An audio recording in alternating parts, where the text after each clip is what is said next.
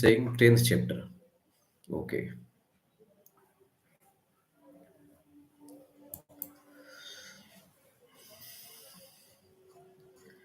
तो पहले हम लोग 8 मार्क्स के क्वेश्चन ही डिस्कस करते हैं कि इस बार 8 मार्क्स का क्वेश्चन कौन सा इंपॉर्टेंट हो सकता है।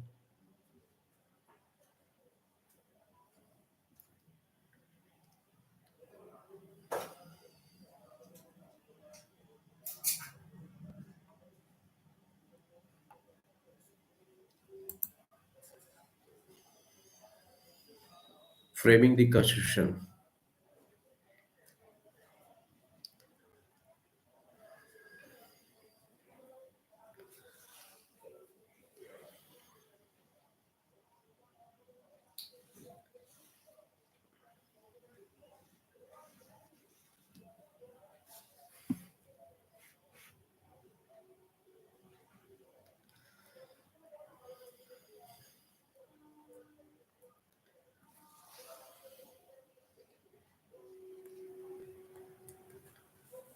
पिछली बार कुछ क्वेश्चन था जो हो सकता है इस बार भी कुछ कॉमन क्वेश्चन रहेगा ही, ठीक है।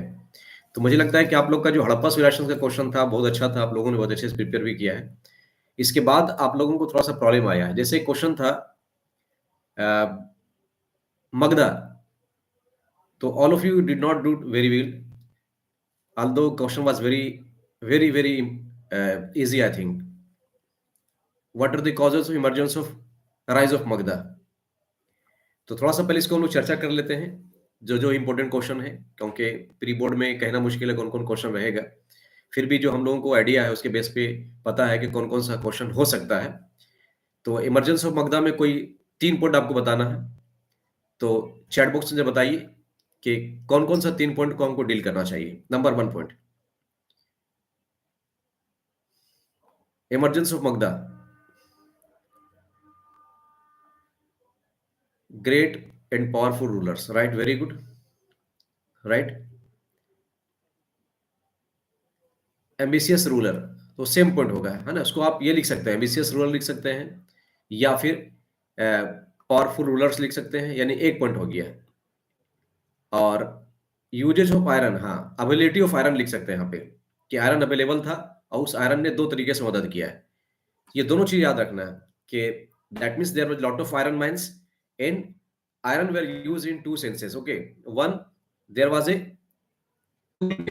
यानी जो एग्रीकल्चर था उसके लिए टूल्स चाहिए था, उसको टूल्स में कन्वर्ट किया, और साथ ही साथ उसे जो है वार के लिए जो वेपन चाहिए था उसको तैयार किया। इसके बाद एलिफेंट्स फाउंड, वेरी गुड। तो ये 3 पॉइंट 4 पॉइंट काफी है, मुझे लगता है इतना आप लिख दोगे then I think it will be sufficient to get the marks. चलिए, सही है इसे।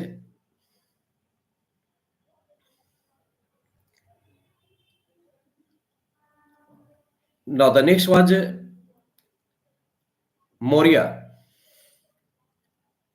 Maurya,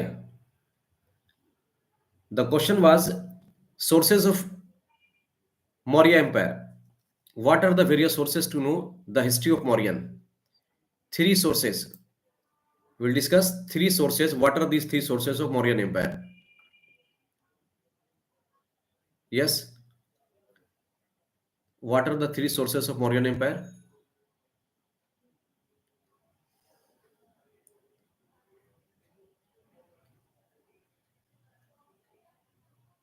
Arthashastra. Very good.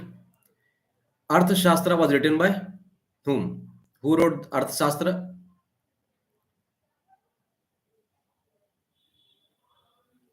Kautilya. Very good. Kautilya. And what is the topic of अर्थशास्त्र? देखो एग्जाम के लिए इसी तरह से आपको चंक करना है ना। अर्थशास्त्र, कौटिल्य और उसके टॉपिक्स, थीम किस सब्जेक्ट पे लिखा गया था वो। What are the topic of Arthashastra? नाम से लग रहा Arthashastra, economics, but it was not the part of economics, it was the politics. Very good.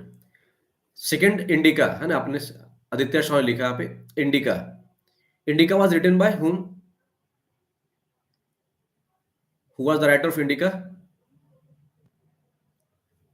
And what the information we get from Indica? ये 2 चीज याद रखना है, बस ये 2 चीज याद रखेंगे आप आंसर लिख पाएंगे। Megasthenes, yes, it was written by Megasthenes. Very good. And second my question, What information we get from this? What information we get from this?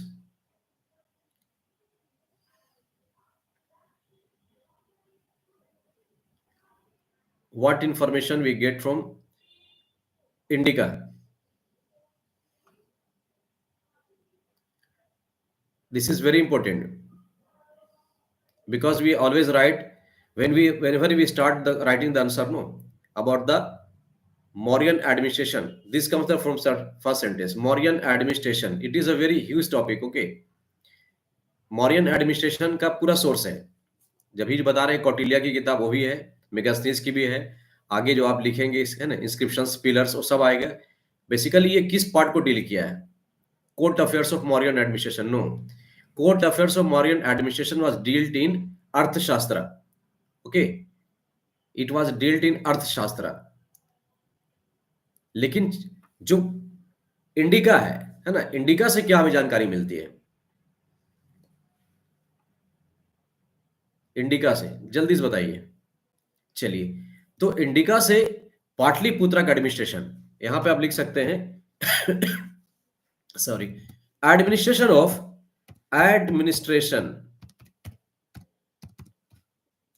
Of Pataliputra. Pataliputra, तो पाटलिपुत्रा का जो एडमिनिस्ट्रेशन है वो आपको मिलता है इंडिका से, जिसमें कमिटीज के बारे में लिखा हुआ है कि देयर वेर सिक्स कमिटीज जो रूल ओवर करता था, जो एक कमिटी को डिफाइन किया गया था कि जो पूरा एडमिनिस्ट्रेशन था कैपिटल का वो किस तरीके से चलता था। तो ये पार्ट आपको लिखना है। इसके अलावा अशोका का पिलर्स इंस्क्रिप्शंस ये लिख देंगे। ठीक है, अब आते हैं इसके मौर्यन के एडमिनिस्ट्रेशन के बारे में। तो ये तो सोर्सेस हो गया।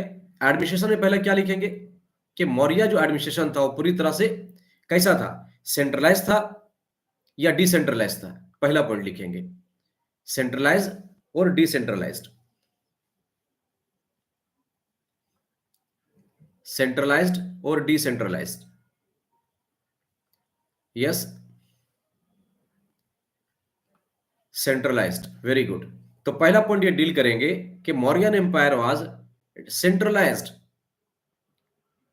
सेंट्रलाइज्ड का मतलब होता है there was a single authority who could take the decision. Very good. अब आइए सेकंड पॉइंट, सोल अथॉरिटी कौन था? Who was the sole authority? Who was the sole authority? Sole authority, who was the sole authority? Second point, the king was the sole authority. ये second लिखेंगे। आप देखो copy में note down करके लिखो, ठीक है? क्योंकि एग्जाम, एक बात हमेशा याद रखिएगा ना कि exam is purely different from your the what is said your preparation. कई बार होता है ना कि your preparation is very good but you are not performing very good because of, दोनों में अंतर है। अच्छी तैयारी जरूरी नहीं कि आपका एग्जाम अच्छा कर देगा। अच्छी तैयारी के साथ साथ अच्छी प्लानिंग बहुत जरूरी है। ओके, तो अच्छी प्लानिंग के लिए जरूरी है कि आप आंसर्स को चंक करके जाइए छोटे छोटे पार्ट में, जिससे कि आप लिख पाइए। और खास तौर पे ये उन लोगों के लिए जरूरी है जिसको डिफिकल्टी फेस होता है आंसर को लिखने में। तो सेकेंड पार्ट क्या लिखे? किंग सोल अथॉरिटी था, वेरी गुड। और किंग को सपोर्ट करने के लिए क्या होता था? मंत्री परिषद, जिसे परिषा कहा गया था, है ना? जिसे परिषा कहा गया था कि देयर वेर मंत्री परिषद और परिषा, जिसे अमात्य भी कहीं पे कहते हैं, मिनिस्टर्स। हाँ, बिल्कुल सही है। चलिए, ठीक है। अब इसके बाद लिखिएगा कि इसका पूरा जो किंगडम था वो कितने पार्ट में डिवाइडेड था? कितने पार्ट में डिवाइडेड था?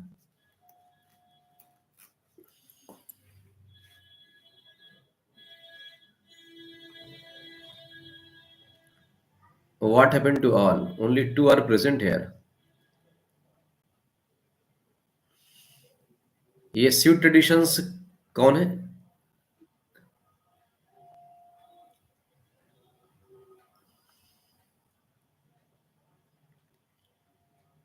स्वीट ट्रेडिशंस के नाम से कौन है?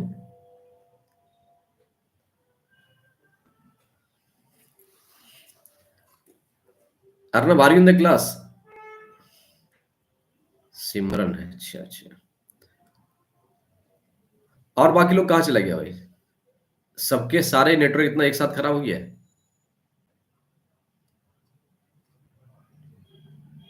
हम्म।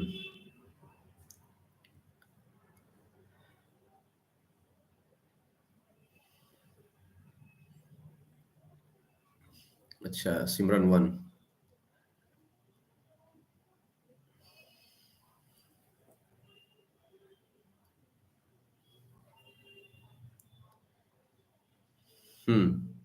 चलिए ठीक है। तो इसके बाद अब लिखेंगे कि मॉर्गन जो एडमिनिस्ट्रेशन था वो कितनी कैटेगरी में डिवाइडेड था, जो सिटीज थे उसके। नेक्स्ट पॉइंट ये लिखेंगे और उसको डील कर देंगे। इसके बाद हम लोग पाटलिपुत्रा में जाएंगे। पाटलिपुत्रा की जो कमेटी है उसको डील कर देंगे। That's all. आपका ये कंप्लीट हो गया। Clear? Is it clear?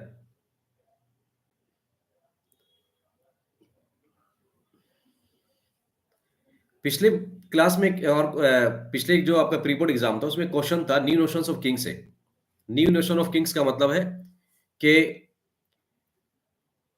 King कौन बन सकता था। Basically it was said that कि किंग बनना किसका काम था? ये काम था बेसिकली क्षत्रिय का।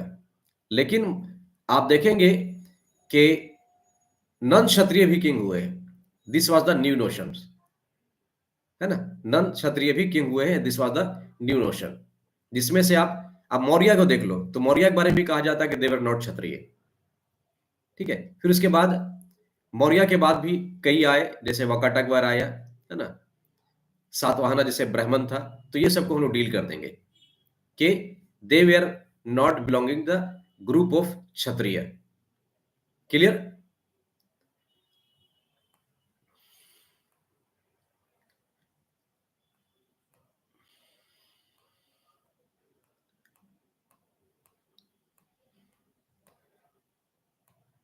चलिए इसके बाद आ जाइए आप महाभारत वाले चैप्टर में। महाभारत वाले चैप्टर से रिवीजन थोड़ा सा कर लीजिए। तीन देखो, तीन चार पॉइंट पॉइंट अगर आपको याद रहेगा ना तो दैट मीन्स के that will be enough to write the examination. तो पहला उसमें महाभारत से हम लोग करेंगे क्या क्वेश्चन, कि पहला एक क्वेश्चन है कि dynamic test. Mahabharata dynamic test क्यों है? ये हम लोग वही बार बार रिवीजन कर रहे हैं। पिछली बार भी ये रिवीजन हुआ था। तो दो तीन पॉइंट तो आपको एकदम याद होना चाहिए हमेशा।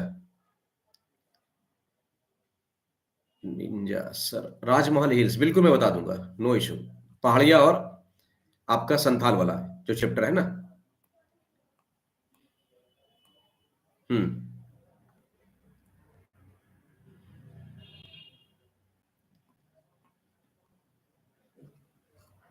तो चलिए, Mahabharata why Mahabharata is called dynamic text. तो डायनेमिक का मतलब क्या होता है? डायनेमिक का मतलब होता है विच इज नॉट कांस्टेंट, रुका नहीं हो, है ना। यानी उसके लगातार उसके ट्रांसलेशन हुए हो, अलग अलग लैंग्वेजेस में लिखा गया हो, थिएटर के दूर फुले हो प्ले हुआ हो। तो आप महाभारत को देखोगे कि महाभारत जो आज तक ये रुका नहीं है, बल्कि अलग अलग लैंग्वेजेस में टाइम टू टाइम ये ट्रांसलेट होता रहा है। साथ ही साथ इसको प्ले के माध्यम से, मूवी के माध्यम से, सीरियल के माध्यम से लोगों को प्रेजेंट किया जा सका है। So that's why this is called a dynamic text. इसके अलावा इसमें क्वेश्चन आता है आपका कि महाभारत में दो क्वेश्चन और बनते हैं। एक बनता है आपका कि जो नॉर्म्स थे मैरिज को लेकर के, क्या वो यूनिवर्सली फॉलो हो रहा था? तो इसमें कुछ नाम आपको याद रखना है, लिख देना है कि भाई यूनिवर्स ये जो है यूनिवर्सली फॉलो नहीं हो रहा था। कैसे नहीं हो रहा था? तो उसके एग्जाम्पल आपको याद रखने हैं। एग्जाम्पल में क्या लिखेंगे? जैसे कि आपको पता है कि खासतौर पे जो एक मैरिज है बिटवीन किसके बीच, बताओ। ये सिर्फ मैं बता रहा हूं, आप लोग बताओ। यस।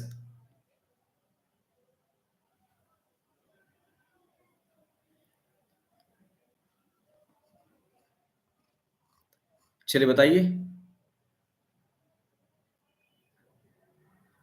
आज कुछ ज्यादा सीरियस नहीं लग रहे आप लोग? अरे कल एग्जाम है, थोड़ा रिलैक्स रहो ना। राक्षस मैरिज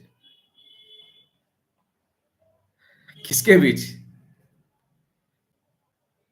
देखो, एग्जाम की तैयारी ऐसा करो ना कि एग्जाम से पहले वाली रात में बड़ा रिलैक्स रहो, और इससे एग्जाम बहुत अच्छा जाता है। लेकिन इसके लिए जरूरी क्या है कि पहले से आपको पढ़ लेना होगा। और मुझे पता है कि आप लोग पहले से पढ़े हो, नो डाउट। इस बार तैयारी, चूंकि पिछला एग्जाम भी आप लोग अच्छा किया, खराब नहीं कह सकते हैं। इंटरकास्ट मैरिज, हाँ, जैसे एग्जाम्पल के तौर पे इसमें लिख देंगे हिडिंबा का मैरिज, और किसके मैरिज, भीमा और हिडिंबा का मैरिज। ठीक है, इसके अलावा द्रौपदी का जो मैरिज है उसको हम लोग काउंट कर देंगे इसमें, है ना। कि अब इसमें जो है टाइप्स ऑफ मैरिजेस, ये भी आप शॉर्ट क्वेश्चन में कर लो कि what are the various types of marriages. याद है सभी को, what are the various types of marriages, बताइए। हाँ, एक है पॉलीगैनी, ठीक है। One is polygyny, very good. Polyandry, very good. Now you have to also keep in mind that what is this, the polygamy marriage, what is the polygamy, what is polyandry, exogamy and endogamy. There are four types of marriages, very good. So what is polygamy and what is polyandry? गायने, गायने का मतलब होता है women, है ना। आपने सुना हो गायनोकोलॉजिस्ट, गायनोकोलॉजिस्ट इसी से बना है। Gyne, poly means more than one, तो polygyny that means more than one wife, that is called polygyny. यानी जिसमें मोर सेवरल वाइफ्स होते हैं, एक हस्बैंड होता है। पोलीएंड्री, है ना, ये उल्टा हो गया। पोली मल्टी हो गया, एंड्री that is for indication for the male. That means कि यहाँ पे क्या होगा, वैसे मैरिज जहां पे मेल ज्यादा हो, फीमेल एक हो। यानी ये द्रौपदी का केस आप याद रख सकते हैं। इग्जोगेमी का मतलब एग्जिट, है ना, वैसी मैरिज। गैमी का मतलब था मैरिज, इग्जो का मतलब था आउट। तो मैरिज आउटसाइड द कास्ट, और endogamy marriage inside the caste. Okay, now very good, now it is clear, I think. Is it clear to all of you?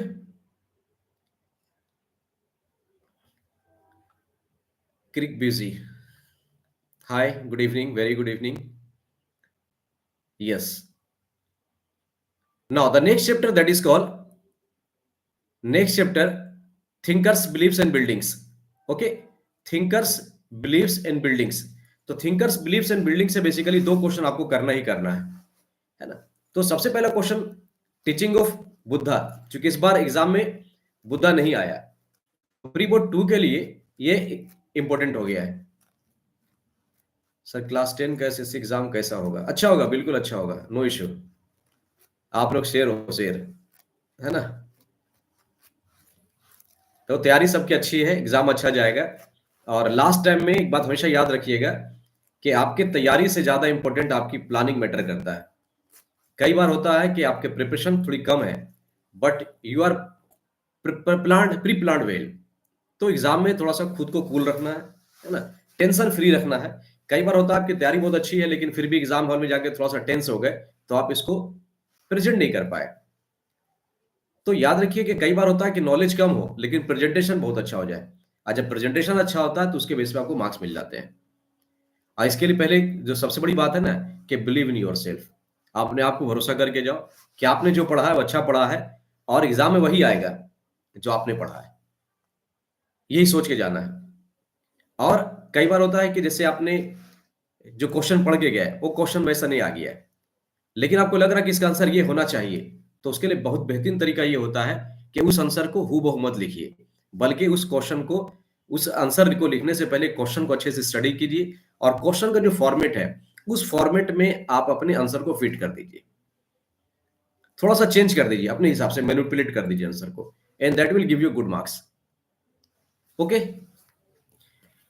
तो नाउ बुद्धा, इसमें बहुत सिंपल है, और मुझे लगता है कई बार आप लोग रिवीजन भी कर चुके हैं उसको, ठीक है। और मैं ये बार बार कहता हूं कि बुद्धा बहुत इंपॉर्टेंट है। तो पहला क्वेश्चन, पहला अगर हमको लिखना हो बुद्धा के बारे में, तो सबसे पहला सेंटेंस ऐसे निकाल देंगे कि गौतम बुद्धा हुआ गौतम बुद्धा। पहला क्वेश्चन का आंसर ये आना चाहिए, वहां पे पहला लाइन वो लिखेंगे, यानी गौतम बुद्धा के बारे में लिख देंगे। हुआ गौतम बुद्धा, तो Gautam Buddha was the son of,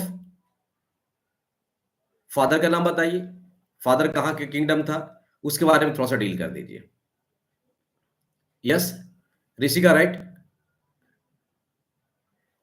Rishika तो मेहनत करके आई है, पढ़ रही है वो, इंडोगैमी एक्सोगैमी लिख रही है, बहुत अच्छे। हाँ, सिमरन ने कहा सन ऑफ शाक्या कलान, बहुत अच्छा। शाक्या एक कलान था जो रूल करता था एक एरिया में, वो नेपाल का जो तराई एरिया है ना, इंडिया से जुड़ा हुआ, वहां का ये रूलर था, वो लिख देते हैं। फादर का नाम याद है तो ठीक है, नहीं है तो कोई इशू नहीं है। डेट याद है तो अच्छी बात है, नहीं है तो कोई इशू नहीं है। No need to write the dates. ऐसा नहीं कि एग्जाम में हम डेट लिखेंगे, फैक्ट्स लिखेंगे तभी हमको मार्क्स मिलेगा। आप सिर्फ उसका कंसेप्ट लिखिए। तो Gautam Buddha, Siddharth was his birth name, very good, बहुत अच्छा, ये लिख दीजिए। चलिए, अब इसमें इसके बाद क्या लिखेंगे? लिखेंगे इसके बारे में कि इसके जो लाइफ चेंजिंग है। हाँ, he was born in Lumbini, Kapila वस्तु जगह का नाम है, लुम्बिनी उस गांव का नाम है जहां ये बर्थ हुआ। सर क्लास 10 का क्लास लीजिए प्री बोर्ड से पहले, वन शॉट, बिल्कुल, चलो ठीक है एकदम। किरिक बिजी, पहले नाम बता दो कौन हो। देखो मैं रेडी हूँ भाई, ठीक है ना। आज देखो 12 के बच्चे लोग बोले मैं रेडी नहीं था, बिल्कुल नहीं, है ना, लेकिन फिर भी बोला कि सर ले लीजिए, तो मैं आ गया, हाजिर हो गया, है ना। अगर मेरे थोड़ा सा मेहनत करने से आपका एग्जाम अच्छा चला जाता है, ठीक है, तो आई एम ऑलवेज रेडी। और इस दौरान भी देखो विंटर ब्रेक चलेगी, तो विंटर ब्रेक के दौरान भी मैं कोशिश करूंगा कि आपकी क्लास जो है ना डेली। अच्छा, इंद्रनील, वेरी गुड, 10B। तो प्री बोर्ड की जो अभी एग्जाम खत्म हो जाएगी, है ना, अभी ठीक है चल रहा है, आपको जो 20 डेज की छुट्टी है ना, आप इसका बहुत अच्छा इस्तेमाल कर सकते हो। आप चाहो, अगर आप मेरे छत से बात कर लो, ठीक है, और अगर सभी लोग रेडी रहोगे ना, तो ऐसा कर सकते हैं कि आप विंटर ब्रेक के दौरान 1 घंटे का क्लास रख लो daily. I am ready here, okay. और लास्ट टाइम का जो ये मेहनत होता है ना, बहुत फायदा करता है, क्योंकि लास्ट टाइम में आदमी का ब्रेन बहुत फोकस्ड होता है। क्यों फोकस होता है? क्योंकि इस वक्त आपके पास एक बेटर प्लान होता है। कई बार आप देखोगे ना कि घर पे आप टाइम टेबल बनाते हो, फॉलो नहीं हो पाता है, लेकिन एग्जाम के दौरान मैक्सिमम फॉलो हो पाता है, क्योंकि उस वक्त आपको डायरेक्शन पता होता है। जब आपके पास डायरेक्शन नहीं होगा ना, तो आप फोकस नहीं होगे, लेकिन जब डायरेक्शन होता है तो आप फोकस हो जाते हो। ठीक है, तो ठीक है इंद्रजीत, एकदम बिल्कुल कोशिश करता हूँ आपको, है ना। और किस दिन आपका एग्जाम है सोशल साइंस का? इंद्रजीत, किस दिन क्लास आपका एग्जाम है इसका, सोशल साइंस का?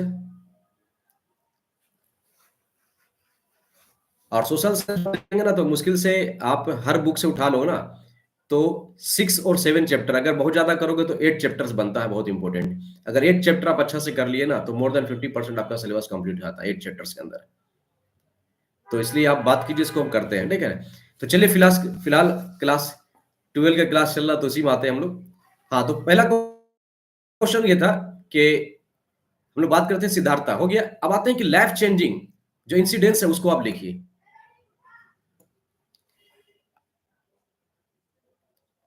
12th बोर्ड का सारा इंपॉर्टेंट क्वेश्चन के लिए एक सेपरेट वीडियो बनाइए, बिल्कुल। चलिए ठीक है, सेशन आपका एक्सेप्टेड है।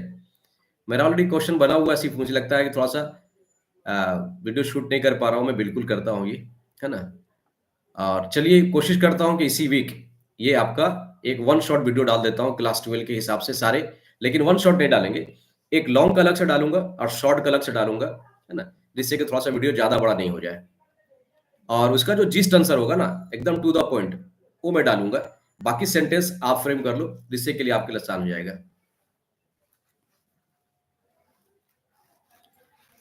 सर 10 में 2 महीना पढ़ के 76.8 दे दिया था, बट इस बार 90 एबव लाना है, बिल्कुल। देखो जब 90% आप सोच लिए हो ना, तो 90% आएगा जरूर, है ना। क्योंकि काम हमेशा याद रखिएगा ना, कि हम काम हमेशा 2 बार करते हैं। पहला काम एक्शन होता है, लेकिन एक्शन से पहले, है ना, एक यहाँ पे होता है दिमाग के अंदर। जब दिमाग के अंदर डाले, वो काम का पहला पार्ट होता है। जब दिमाग के अंदर डाल दिए तो उसका एग्जीक्यूशन होगा ही होगा। तो चलिए फिलहाल हम लोग बात करते हैं गौतम बुद्धा के बारे में। तो गौतम बुद्धा पे पहला चैप्टर का जो आपका पहला आंसर था, वो था इज इट क्लियर कि Gautam Buddha was the son of Shakya clan, है ना, और ही गोट बर्थ इन लुम्बिनीग्राम।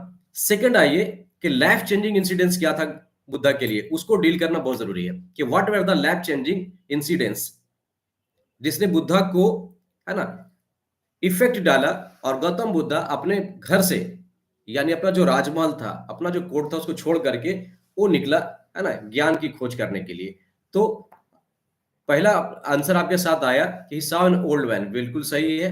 पहला था इंसिडेंस एक बूढ़े आदमी को देखना, दूसरा था एक सिक मैन को देखना, वेरी गुड, सिक मैन को देखना। तीसरा बताइए,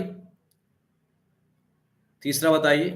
first was one old man, second was a sick man, third was a corpse and the mendicant. हाँ, थर्ड था आपका कॉप्स बॉडी, यानी कि एक डेड बॉडी, है ना, ले जाया जा रहा था, द कॉप्स। और फोर्थ वन वाज ए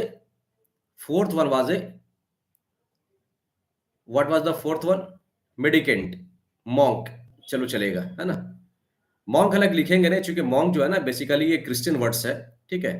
लेकिन हालांकि वो सेंस चला जाता है, हम लोग दे देते हैं मार्क्स वगैरह भी, लेकिन उसको सीधा लिखना है कि वो मेडिकेंट को देखा था, है ना, साधु देखा था, साधु भी आप लिख सकते हो, नो इश्यू, ठीक है।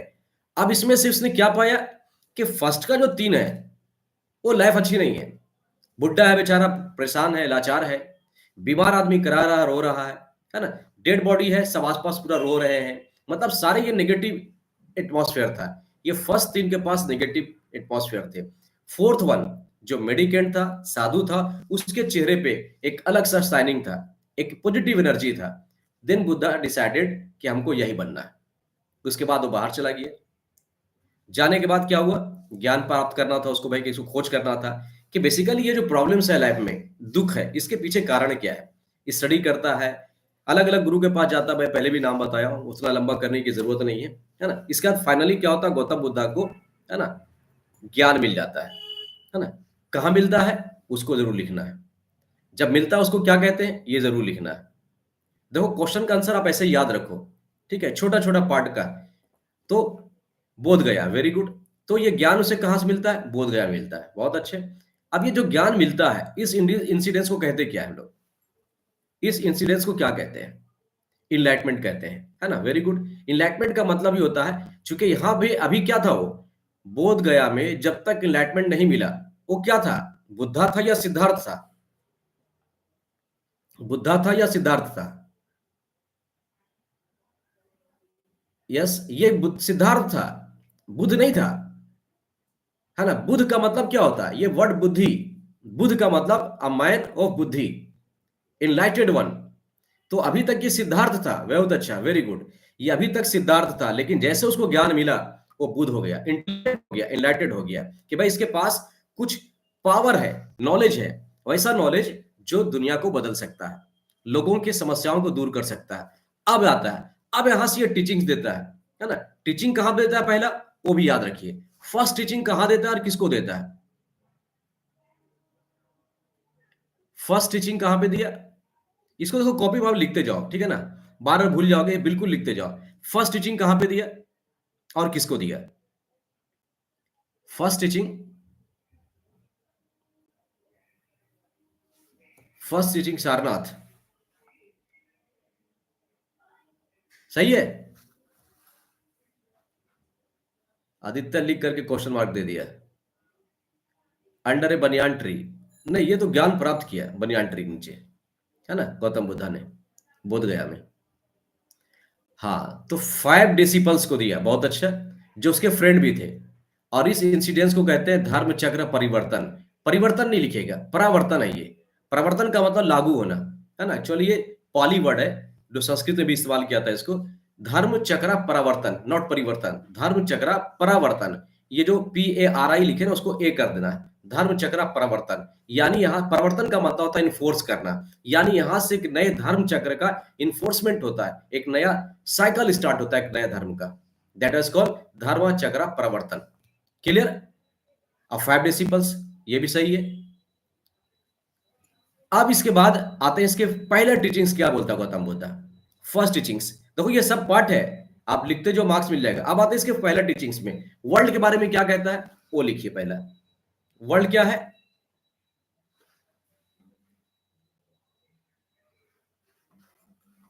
यहां से मुझे लगता है कि आपको आंसर याद होगा, यहां से थोड़ा सा फास्ट निकलते हैं हम लोग, है ना। World is transient, very good, world is transient है। उसके बाद फिर दुखा लिख देंगे, दुखा का कारण लिख देंगे, है ना। देयर वाज दिस दुखा means what? Life is full of सोरो, है ना। इस सोरो का कॉजेज है, इस स्वरम हालांकि मैंने 4 चीजें बताई थी, दुखा, दुखा समुदाय, दुखानुरेधा एंड दुखा निरोधा गामिनी प्रतिपदा। अगर याद है तो अच्छा सा आप इसको लिख दीजिए। साथ ही साथ सोललेस लिख रहे हैं, अनात्ता लिख रहे हैं, बिल्कुल सही है वहां पे, उसको आप लिखिए। साथ ही साथ इस दुखा का कारण क्या है वो बताइए। कॉजेज ऑफ दुखा, कॉजेज ऑफ दुखा,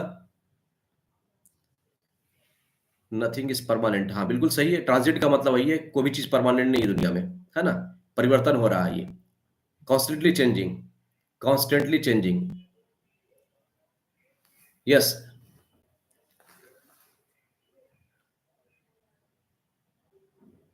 constantly changing. Yes, greed, yes, greed, desire, है ना, बेस्ट है इसको, डिजायर करना, है ना।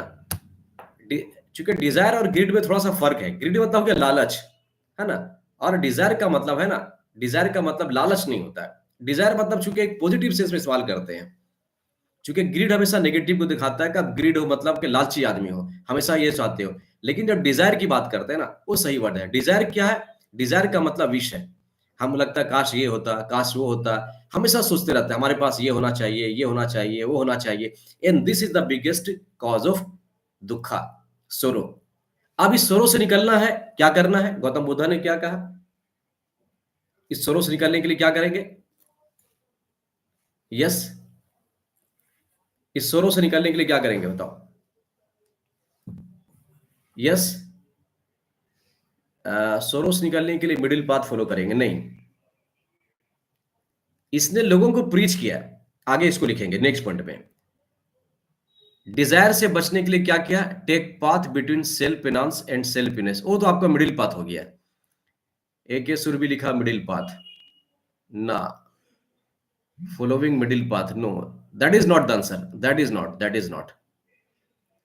मिडिल पाथ इसके बाद लिखेंगे कि गौतम बुद्धा ने कहा कि मिडिल पाथ फॉलो करो। मिडिल पाथ का मतलब अपनी बॉडी को सीवियर पेनेंस की तरफ मत ले जाओ और खूब ज्यादा इंटेलिजेंसेस यानी खूब ज्यादा आपके कंफर्ट की तरफ मत ले जाओ, है ना। यानी लाइफ को एक बैलेंस रखो, यानी आपके लाइफ में ऐसा हो कि बहुत ज्यादा कंफर्टनेस भी नहीं हो और बहुत ज्यादा सीवियर पेनेंस भी बॉडी को मत दो। यानी कि जो लाइफ है उसको एक मिडिल पाथ पे रखो। चलिए तो मैं वर्ड लिख देता हूं कि बेसिकली क्या था, वो था आपका eight fold path. Gautam Buddha ने कहा डिजायर से हटने के लिए, डिजायर से बचने के लिए हमारे पास एट फोल्ड पाथ है, यानी 8 रास्ते हैं। Eight fold path that is called Ashtangik Marg. तो इस एट फोल्ड पाथ को अपना करके हम डिजायर से बाहर आ सकते हैं, है ना। आज जब डिजायर से बाहर आ जाएंगे तो हमें क्या मिलेगा, जब डिजायर से बाहर आ जाते हैं हमारा डिजायर खत्म। डिजायर खत्म इसका मतलब क्या हुआ, बत्ती का बुझ जाना। बत्ती का बुझ जाना मतलब कौन सी बत्ती, कौन सी बत्ती, दैट इज कॉल्ड निब्बाना, है ना। यानी अब जो डेथ आएगी, अब जो डेथ आएगी, अब जो डेथ आएगी, इस डेथ में रीबर्थ नहीं आएगा। यानी अब वो जो चक्र है, साइकिल है रीबर्थ वाला, है ना, उससे वो दूर हो जाएगा। और यही, है ना, गौतम बुद्धा के हिसाब से कहता है कि यही हमारा सबसे बड़ा टारगेट है ना। हमारा टारगेट सबसे बड़ा यही है कि हम जो रीबर्थ का साइकिल है उसको तोड़ दें, है ना, और हम इस संसार से फ्री हो जाए।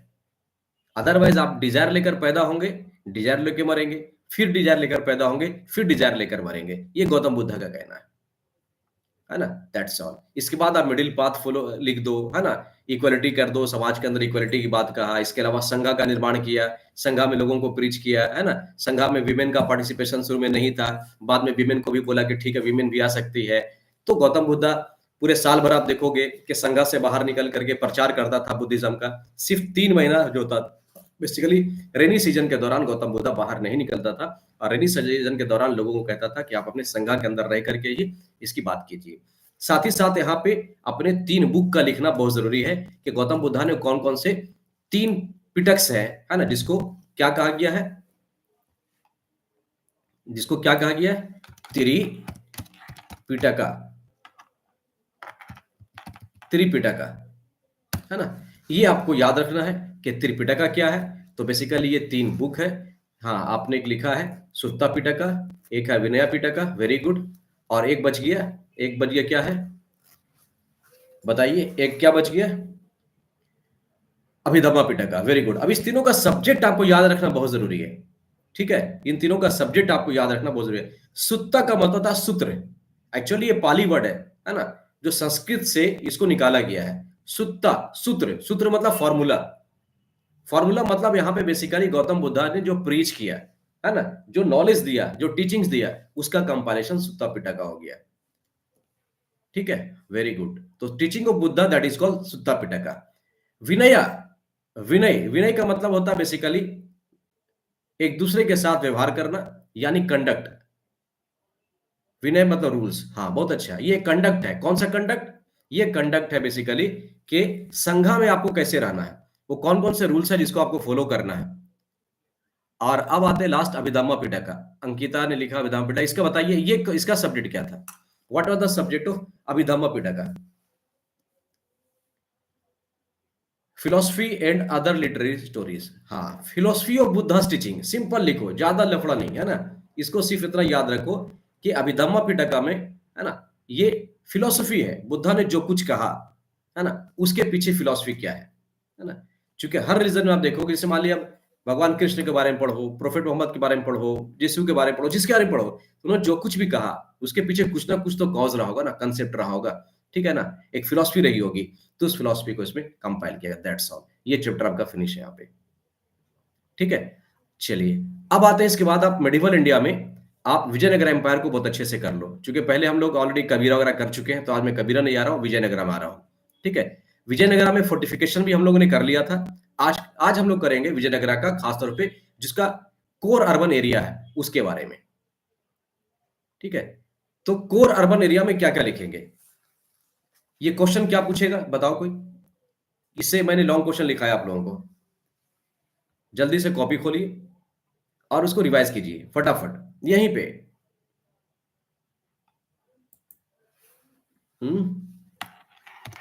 कोर अर्बन, मैं आपको टॉपिक दे रहा हूं, कोर अर्बन ऑफ विजयनगरा। ये आपका नेक्स्ट टॉपिक है। ठीक है, core urban area of Vijayanagara. क्योंकि इससे पहले आपने पढ़ा है फोर्टिफिकेशन। तो फोर्टिफिकेशन में बेसिकली क्या था? फोर्टिफिकेशन था कि पूरा का पूरा किंगडम को फोर्टिफाई किया गया था। और टोटल लेयर कितना था वो याद रख लीजिए, है ना। बड़ा सिंपल सा है, 7 लेयर था, वो लिख दीजिए, बिल्कुल सही। फर्स्ट लेयर में सीधी सी बात है कि पहला क्या हो सकता है? जंगल हो सकता है, आपका माउंटेन हो सकता है, वाटर एयर बॉडीज एरिया हो सकता है। इसके बाद आप अंदर आओगे, है ना, तो फिर इसके बाद जो एग्रीकल्चर एरिया है वो आ सकता है। एग्रीकल्चर के बाद फिर जो है रूरल एरियाज, उसके जो विलेजेस है वो आ सकता है। फिर फाइनली जब जाओगे तो उसके कोर एरिया में पहुंचोगे। कोर का मतलब है जहां पे राजा और उसके महल वगैरह रहते थे, जहां पे मार्केट होता था, है ना, उसको डील कर। तो आज हम यहाँ पे जो बात करेंगे वो बात करेंगे बेसिकली उसके कोर एरिया का। तो यहाँ पे क्या क्या चीज लिखेंगे ये बताइए। सबसे पहला पॉइंट क्या होगा बताइए, any of you? Forest agriculture, हाँ निकलते हैं उससे, है ना, फोर्टिफिकेशन से निकल जाते हैं हम लोग। फोर्टिफिकेशन याद है आप लोगों को, बिल्कुल अच्छे से याद है। ऑर्डनरी हाउसेज ऑफ पीपल, हाँ इसके बाद आ गया। कोर अर्बन एरिया में आइए, कोर अर्बन एरिया में आइए, क्या क्या लिखेंगे हम? Yes, any of you? Core urban area में क्या क्या लिखेंगे?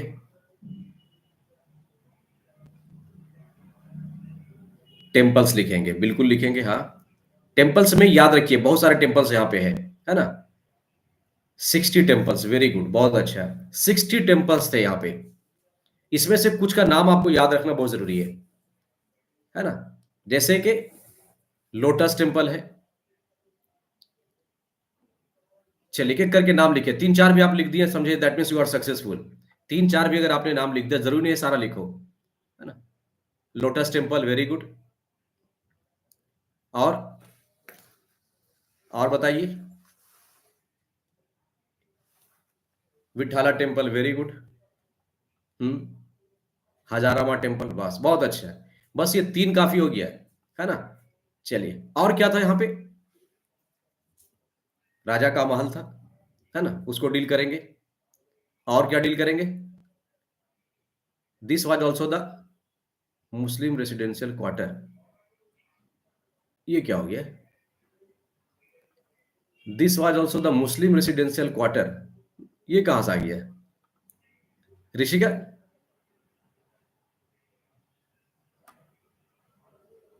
ना ना ना। हाँ, विरूपाक्षा टेम्पल प्रिंस ने लिख दिया, बहुत अच्छा। तो देखिए यहाँ पे चार नाम मैंने कहा था, तो एक लोटस टेम्पल लिख दिए, विठाला टेम्पल लिख दिए, हजारा टेम्पल लिख दिए, और विरूपाक्षा लिख दिए, है ना, ये लिख दिए। ऋषिका ने लिखा है कि this was also the Muslim residential quarter. This sir book में है। अच्छा, ये एक्चुअली अच्छा, आप कोर अर्बन एरियाज में एक्चुअली देखो, कोर अर्बन एरिया क्या है ना, core urban area basically city था, है ना। और यहाँ पे जो मर्चेंट से बड़े बड़े, ठीक है ना, वो सब यहाँ पे रहते थे। राजा भी रहता था, टेम्पल्स थे, पब्लिक पब्लिक जो वर्शिप एरिया था वो सब था। तो ये जो देख रहे हैं मुस्लिम रेसिडेंशियल क्वार्टर्स, है ना, तो ऐसे बेसिकली ये अर्बन कोर एरिया का एक पार्ट था ये। हाँ, इसको ऐसा लिख सकते हैं, मतलब टेम्पल में नहीं लिखेंगे इसको। ठीक है, आई वॉज कंफ्यूज कि यहाँ पे टेम्पल चल रहा था तो यहाँ पे आ गया। ठीक है, बहुत अच्छे। और क्या डील करेंगे इसे बताइए? टेम्पल्स हो गया, और बताइए। इसमें से अगर आपको थोड़ा बहुत याद हो ना, तो आप टेम्पल को लिख सकते हो। जैसे विठाला टेम्पल है, तो विठाला टेम्पल किसको डेडिकेट किया गया था? हाँ, बहुत अच्छा है। एक डील करेंगे महानवमी डिब्बा, बहुत अच्छा। हम्म। प्रिंस ने कहा विष्णु को, हाँ, ये लॉर्ड विष्णु को। विट्ठल एक्चुअली क्या था ना, ये लोकल फॉर्म ऑफ गॉड था, है ना, जिसको बाद में एसोसिएट कर दिया गया लॉर्ड विष्णु के साथ में। आप देखोगे अपने स्कूल में हम लोगों ने बनाया था मॉडल उसका, जिसमें फ्रंट में देखोगे बड़े बड़े दो हाथी बना दिए गए, उसमें व्हील था, और ये रथ के जैसा बना हुआ है ना, रथ के जैसा बना हुआ, जिसको दिखाया गया मूव कर रहा, लेकिन मूव करता नहीं था वो। लेकिन बड़े बड़े लॉफ्टी आप देखोगे, उसके व्हील्स बने बने थे, और हाथी बना हुआ था विठला टेम्पल में। बहुत अच्छा। अच्छा, इसमें से एक उसका पर्सनल टेम्पल था, जिसमें सिर्फ राजा ही जा सकते थे और उसका फैमिली जाता था। वो कौन सा टेम्पल था?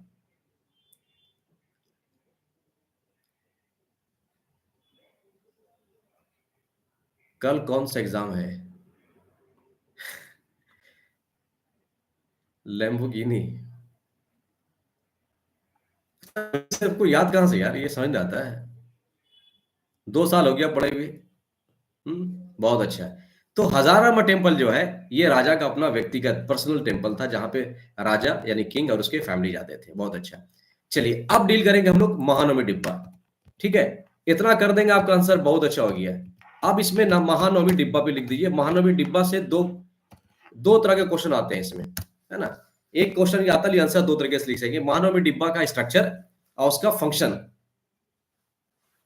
चलिए, तो महानवमी डिब्बा का स्ट्रक्चर डील करते हैं पहले।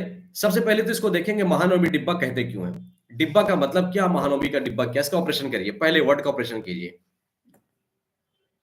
ये भी आपका कोर अर्बन का पार्ट है, ठीक है, ऐसा नहीं, कुछ अलग है। ये कोर अर्बन का जब लिखेंगे तो महानवमी डिब्बा भी आएगा, टेम्पल्स भी आएगा, किंग का पैलेस आएगा, ठीक है, ऑडियंस हॉल भी आएगा, ये सारी चीज आ जाएंगे। और इसको मिला करके आपको 8 पॉइंट बना देना है, दैट्स ऑल। तो महानवमी डिब्बा एक मैसिव स्ट्रक्चर था, बिल्कुल सही है। मैसिव मतलब बहुत बड़ा स्ट्रक्चर था। डिब्बा का मतलब प्लेटफॉर्म है, स्टेज है, बहुत अच्छा, ये भी सही है ना। यहाँ पे, और ये हिंदू फेस्टिवल, है ना। कौन सा फेस्टिवल? कौन सा? 11,000 स्क्वायर फीट, बहुत अच्छा है। हाँ, ये दो चीज आप याद रख दोगे ना, तो आपका आंसर एकदम कंप्लीट हो जाएगा, है ना। इसमें दो चीज आप लिख देंगे, जैसे 10,000 नहीं, 11,000 स्क्वायर फीट, ठीक है, ये 10,000 नहीं है, 11,000 स्क्वायर फीट, और 40 फीट हाइट था इसका। तो 11,000 स्क्वायर फीट का मतलब ही होता है इसका पूरा एरिया, और 40 फीट जो देख रहे हैं इसका हाइट, ये बड़ा सा था। और ये दुर्गा पूजा के 9th डे से रिलेटेड था, बहुत अच्छा है। साथ ही साथ यहाँ पे कार आदित्य ने लिखा हाउस ऑफ विक्ट्री, है ना, यानी यहाँ पे विक्ट्री भी सिलेक्ट करता था। साथ ही साथ यहाँ पे और क्या होता था?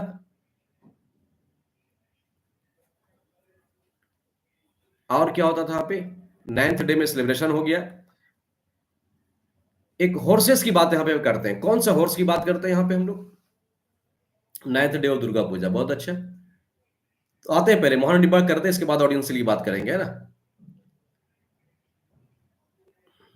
एक पार्ट पहले बताइए, उसके बाद स्टेट हॉर्स। Very good. ये स्टेट हॉर्स क्या होता था? स्टेट हॉर्स का मतलब होता था, इससे रिलेटेड एक यज्ञ होता था, याजना। स्टेट हॉर्स से रिलेटेड कोई याजना बताइए कौन सा था, उसको डील कर दिए थोड़ा सा। वर्शिप ऑफ स्टेट हॉर्स, ये क्या था बताइए? वर्शिप ऑफ, यस यस, बहुत अच्छा। आप लोग देखो बहुत अच्छा आंसर जा रहा है, सबको पता ये चीज है। यहाँ पे स्टेट हॉर्स का थोड़ा सा डील कर देंगे कि ये स्टेट हॉर्स के पास उसकी सेक्रीफाइसेस होती थी, है ना। हाँ, कैप्रेजेंट और हॉर्स स्टेट। अश्वमेध यज्ञ, बहुत अच्छा। देखिए ये था अश्वमेधा यज्ञ, है ना। अश्वमेधा याजना होता था, और इसमें बहुत सारे परफॉर्मेंस होते थे, जैसे हॉर्स राइडिंग हो गया, आर्चरी हो गया, और इसके अलावा बहुत सारे परफॉर्मेंस होते थे, कल्चरल शोज होते थे। किंग्स और उसके फ्रेंड्स, आसपास के किंग इनवाइटेड होते थे। साथ ही साथ यहाँ पे नायका गिफ्ट लेकर आता था, राया यानी राजा को गिफ्ट देता था, है ना, जो दिखाता था कि राजा सुपर पावर है, बहुत पावरफुल है। ये चीजें हैं। That's all. तो आपका ये भी आपका आंसर कंप्लीट हो गया। तो याद रखिए कि जब अर्बन कोर आएगा ना, तो अर्बन कोर में ये सारी चीज लिखेंगे, है ना। तीसरा, अगर महानवमी डिब्बा आप याद करते हो, तो महानवमी डिब्बा से एक अलग से क्वेश्चन आ गया अलग से, ठीक है ना। लेकिन जब साथ में हम लिखेंगे, तो अगर आपको लगता है उधर का आंसर कम है ना, तो महानवमी डिब्बा को ज्यादा एलाबोरेट कर दीजिए। डांस, रेसलिंग, हाँ बिल्कुल, बेफलो अदर एनिमल्स वाज सैक्रिफाइड, बिल्कुल सही है। ये सारी चीजें डाल दीजिए यार, आपका ये आंसर कंप्लीट हो गया। तो इस चैप्टर को एड करें यहाँ पे, Vijayanagar empire. I think it is more than sufficient. इतना अगर आपको याद रहा ना, एग्जाम में क्वेश्चन आ गया आपसे, तो आपका 7 to 8 मार्क्स कहीं नहीं जाएगा। डन। चलिए, वेरी गुड। अब आ जाती है, अब आ जाइए मुगल वाला चैप्टर। चैप्टर का नाम बताइए। पीजेंट्स, जमींदार एंड द स्टेट। अब आ जाइए, पीजेंट्स, जमींदार एंड द स्टेट, यही है ना। Peasants, zamindars and state. चलिए, तो ये हो गया हमारा पीजेंट, जमींदार, स्टेट। इससे क्या क्वेश्चन करना है? इससे सबसे पहला जो आपको करना है, वो है आपका एक बुक जो बहुत इंपॉर्टेंट है। इस बार ये बुक कर लीजिए आप एकदम। कौन सा बुक बताइए? कौन सा बुक? आईने अकबरी। बहुत अच्छा, वेरी गुड।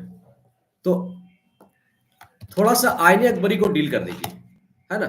आइन, देखो इस तरह से लिखेंगे, आइन ए अकबरी।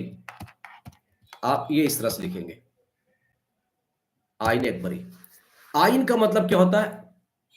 आइन का मतलब होता है, what is the meaning of Ain?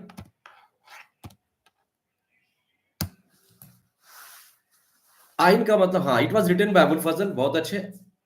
Ain का मतलब होता है संविधान, कोड। अकबरी, अकबर का कानून, अकबर का संविधान, अकबर का code. It was written by Abul Fazl. बहुत अच्छा। ये एक बहुत बड़ा सोर्स है मुगल साम्राज्य को, मुगल किंगडम को जानने का। साथ ही साथ ये मुगल किंगडम के पूरे, है ना, इस बुक को आप देखोगे तो कई पार्ट में डिवाइड किया गया है ना। और ये पार्ट आपको इंपॉर्टेंट है। तो सबसे पहले बात करते हैं कि how many parts it have divided. तो चलो, सिमरन ने लिख दिया 5 पार्ट्स। बहुत अच्छा। ये 5 पार्ट्स आपको याद रखना है। 5 पार्ट्स के सब्जेक्ट याद रखने हैं, है ना। प्रिंस ने भी लिखा 5 पार्ट्स। तो सबसे पहले बात करते हैं कि पार्ट 1 में क्या डील किया हुआ है। पार्ट 1 क्या डील करता है?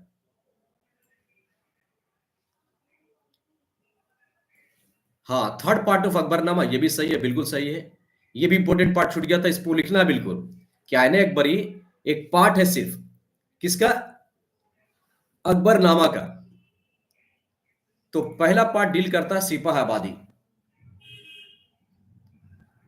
मंजिलाबादी। बहुत अच्छे। और सीक्वेंस में लिखिए, क्योंकि इसको आपका आंसर सीक्वेंस में लिखेंगे, याद रखिएगा। ये आंसर आप सीक्वेंस में नहीं लिखेंगे तो आपको मार्क्स नहीं मिलेगा। इसको आप सीक्वेंस से बताइए, पहला क्या था, पहला क्या था वो बताइए। इसको अरेंज कीजिए पहले। फर्स्ट, पहला था मंजिलावादी, बहुत अच्छा। सेकंड था सिपहवादी, हाँ ये भी सही है।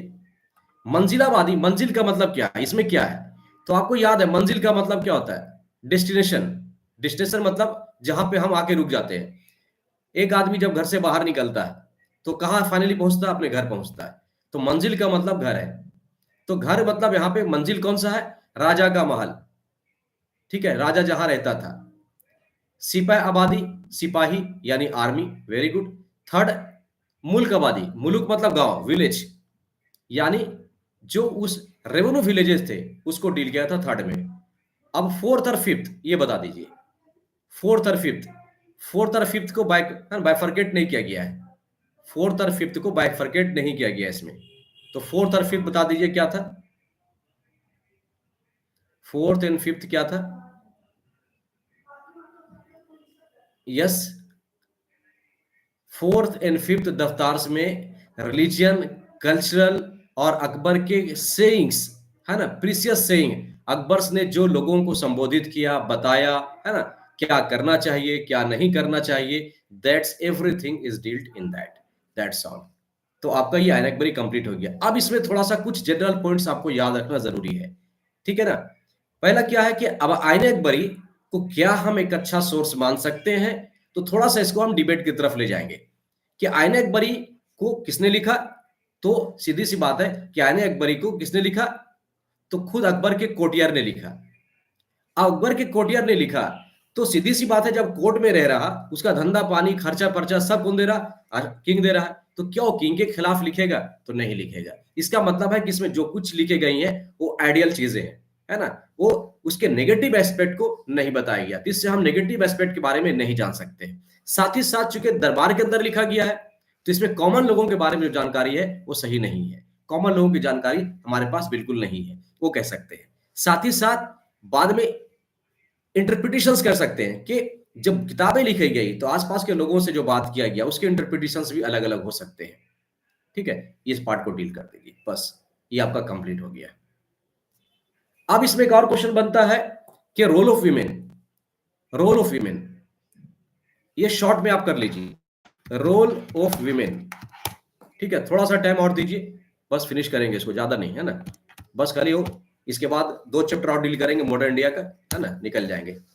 रोल ऑफ वीमेन 3 पॉइंट से डील कर दीजिए। पहला सेंटेंस स्टार्ट करता है ना, कि वीमेन जो है worked, women worked shoulder to shoulder with men, यानी विमेन का पोजीशन, रोल कहीं से भी मेल से कम नहीं था। चूंकि ये एग्रीकल्चर लैंड की जब हम बात करते हैं, विलेज में आज भी आप जाओगे तो विलेज में जितना मेल काम करता है उससे कहीं ज्यादा विमेन काम करती है। और आज भी आप जाओगे तो ट्राइबल सोसाइटी में आप देखोगे ना कि मेल को एसेट नहीं माना जाता है। जैसे आप नॉर्थ ईस्ट चले जाओ, है ना, असम चले जाओ, नॉर्थ ईस्ट में जो भी एरिया, ईटानगर चले जाओ, मणिपुर चले जाओ, आपको आप देखो कि वहां पे जो एसेट है वो विमेन है।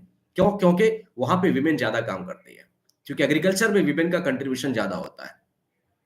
तो हाँ, work shoulder to shoulder important part of agriculture. जैसे विनोइंग का काम करती थी, सीडिंग का काम करती थी, ये सारे काम विमेन करते थे।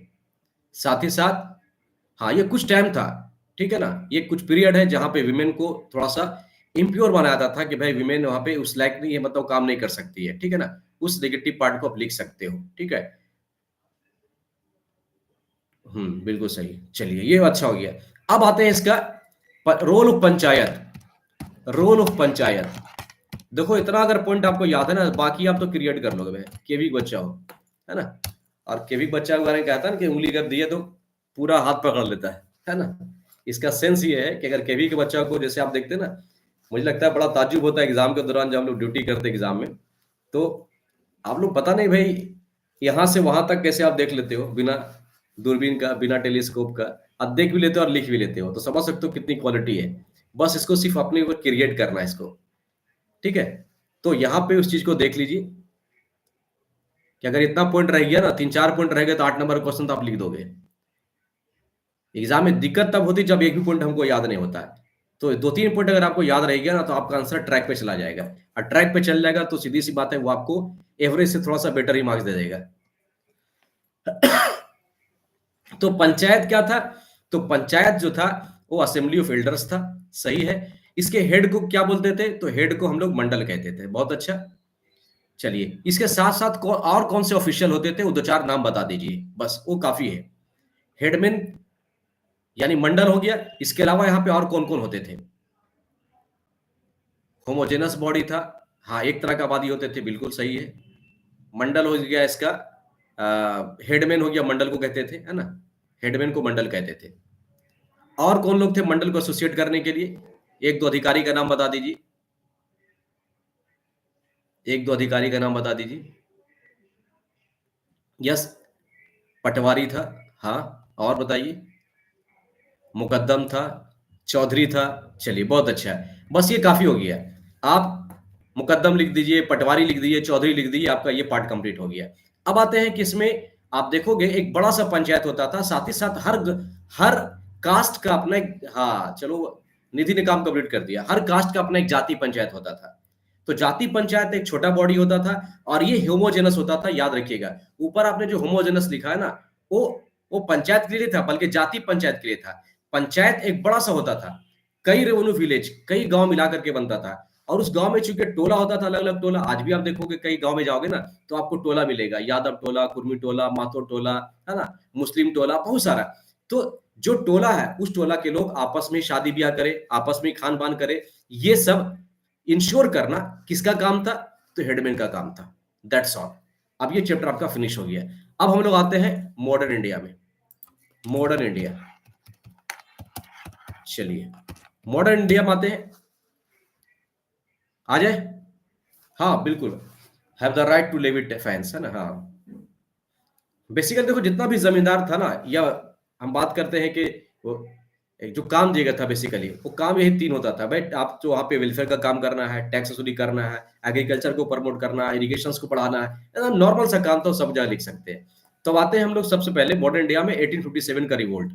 तो कॉजेज हम लोग डील कर चुके हैं, वो सब करने की जरूरत नहीं है, ठीक है। इसमें क्या आपको लगता है कि डिफिकल्ट है 1857 में? 1857 से जो आपको डिफिकल्टी फेस हुआ है, मुझे जहां तक लगा है, वो था आपका role of Awadh, role of Awadh in movement, ये वाला पार्ट। इसमें आप लोगों को दिक्कत हो रहा है, क्योंकि कॉजेज में आपका देखो, सिंपल सी बात है, कॉजेज में आप पॉलिटिकल कॉजेज लिख देंगे, इकोनॉमिकल कॉजेज लिख देंगे, सोशल कॉजेज लिख देंगे, है ना, रिलीजियस कॉजेज लिख देंगे, और लास्ट में इमीडिएट कॉज लिख देंगे। ये आपका कंप्लीट है, जिसमें ग्रीस कैटरेज लिख देते हैं। रोल ऑफ अवध में आप लोग कंफ्यूज हो गए थे। रोल ऑफ अवध में क्या? तो सबसे पहला है कि अवध जो है ना, सबसे लास्ट स्टेट था, इसको मिलाया गया था, है ना। यानी 1857 में रिवोल्ट होता है, रिवोल्ट से जस्ट एक साल पहले 1856 में अवध को अनेक्स किया गया। अवध को अनेक्स करने के पीछे कोई रीजन नहीं था, है ना। एक मामूली सा एक टॉपिक तैयार किया गया, है ना, कि भाई इसके बेस पे, और वो था क्या? ये वर्ड याद रखना है, ये वर्ड आप याद रखेंगे, मैल एडमिनिस्ट्रेशन। ये कहा कि वहां का शासन अच्छा नहीं चल रहा, लोग खुश नहीं है, और कह करके वहां के राजा, वहां के नवाब, राजा नहीं लिखेंगे सॉरी, वहां के नवाब वाजिद अली शाह को डिस्पोज कर दिया गया। उसको गिरफ्तार करके कोलकाता लाकर कैद कर दिया गया। उसके बेटे ब्रिजेश कादिर को भेज दिया गया इंग्लैंड के, जाओ एजुकेशन लो। ये सारा काम कौन किया? लॉर्ड डलहौजी ने किया। नतीजा था, लॉर्ड डलहौजी के खिलाफ, गवर्नमेंट ऑफ ब्रिटिश के खिलाफ, ईस्ट इंडिया कंपनी के खिलाफ जबरदस्त एंगर था, जबरदस्त गुस्सा था लोगों में। क्योंकि आप देखोगे कई हिस्टोरियंस लिखता है कि उस वक्त इंडिया का सबसे हैप्पीएस्ट स्टेट, सबसे वेल्थिएस्ट स्टेट अगर कोई था तो अवध था। तो अवध में जबरदस्त गुस्सा था, और चूंकि एकदम करंट था, जस्ट अभी हाल हुआ था, तो लोगों का गुस्सा पीक पे था, है ना। जैसे कई बार होता है ना, पुष्पा मूवी देखकर बाहर निकले, तो बाहर में कोई मिलता तो एक्शन मोड में आते, लगता है पूरा एक्शन जो अल्लू अर्जुन किया था वो हमारे अंडर आ गया है। तो ये चीजें ऐसी होती है, तो लोगों का गुस्सा इतना ही था, तो ये लिख देंगे। दूसरा जो इंपॉर्टेंट कॉज लिखेंगे वो ये होगा कि उस वक्त जो इंडियन आर्मी था, इंडियन आर्मी में सबसे ज्यादा आर्मी कहां से था? आर्मी में सबसे ज्यादा कहां से लोग थे? बताइए जल्दी, सबसे ज्यादा नंबर ऑफ आर्मी कहां से था? अवध से। ठीक है, तो सीधी सी बात है भाई, अवध का जो आर्मी है वो तो किसी का बेटा भी है ना, किसी का हस्बैंड भी है, किसी का भाई भी है। तो अगर अवध के लोगों को आपने परेशान किया तो मतलब है कि वहां की आर्मी को आपने परेशान कर दिया, तो वो भी खिलाफ था। इसके अलावा आपने कुछ रूल लाए। क्या रूल लाए? पोस्टल एक्ट, इसको डील कर दीजिए, पोस्टल एक्ट। इसमें क्या किया कि भाई पहले जो है आर्मी फ्री में लेटर लिखता था, बोलता फ्री में नहीं, आपको पैसा देना पड़ेगा, नहीं पोस्टल चार्ज देना पड़ेगा। लोग बड़े बोला इतना कम पैसा में कहां से हो पाएगा। साथ ही साथ वर्दी का खर्च है ना, उसको बोला आपको ही देना पड़ेगा, है ना, उसका धुलाई वगैरह का जो खर्च है वो आपको देना पड़ेगा। साथ ही साथ एक और यहाँ पे लो आया था, वो था जनरल सर्विस एनलिस्टमेंट एक्ट, यानी कि अब आपको बाहर जाकर आपको सर्विस देना होगा। यानी अगर कहीं पे वार चल रहा है और ब्रिटिश को आर्मी की रिक्वायरमेंट है तो आपको इंडिया छोड़ करके वहां जाना होगा। और जबकि उस वक्त ऐसी सोच थी लोगों की कि अगर कोई आदमी समंदर पार करके है ना, बोलते ना सात समंदर पार में तेरे पीछे पीछे आ गई, अगर समंदर पार कर दिए तो आपका धर्म भ्रष्ट हो गया। और नतीजा ये है कि जब आप वापस आएंगे तो आपका समाज आपको एक्सेप्ट नहीं करेगा। ठीक है, तो ये वजह था कि आर्मी पूरा गुस्सा में था और अवध का पार्टिसिपेशन सबसे ज्यादा इसी कारण से था। अब यही 3-4 पॉइंट आप याद रखिए, बाकी इसको आप डील कर दीजिए। अब आते हैं हम लोग 1857 कंप्लीट हो गया, इसमें कोई इशू? मंगल पांडे याद रख देंगे, है ना, बैरकपुर कैंटोनमेंट से। दूसरा मेरठ याद रख देंगे 10th में 1857 से। फिर दिल्ली पहुंचा, वो याद रखेंगे। दिल्ली में किसको बहादुर शाह सेकंड को तैयार किया। बहादुर शाह सेकंड ने अपना सेनापति कौन, जनरल बख्त खान को रेडी किया और इस तरह से आंदोलन तैयार हो गया। अलग अलग जगह से अलग अलग लोग आए, है ना। मेरा शॉर्ट वीडियो देख लीजिएगा, रानी लक्ष्मीबाई थोड़ा सा देख लीजिए, उसका 2-4-10 पॉइंट डाल दीजिए। मंगल पांडे पे भी ऑलरेडी मैं बना चुका हूं, मंगल पांडे कुछ देख लीजिए और उसको डाल दीजिए। दैट्स ऑल, आपका आंसर कंप्लीट। क्लियर? चलिए अब आ जाइए गांधी जी वाला चैप्टर जो बहुत इंपॉर्टेंट है। ये लास्ट चैप्टर है, इसके बाद हम लोग इसको एंड अप कर देंगे, है ना। और इसके बाद आप माइंड फ्रेश कीजिए, है ना, कुछ गाना वाना सुनिए, खाइए पीजिए, सोइए। ठीक है, और कल जाकर एग्जाम अच्छे से दीजिए। अब कुछ सोचने की जरूरत नहीं है, बस इसको सिर्फ याद रखिए, है ना, कि भाई आपने जो पढ़ा वो याद रहेगा। बढ़े आगे? थक गए क्या आप लोग? देखो याद रखो, थक कर रुक जाना जिन्हें मंजूर नहीं, उनके लिए कोई मंजिल दूर नहीं।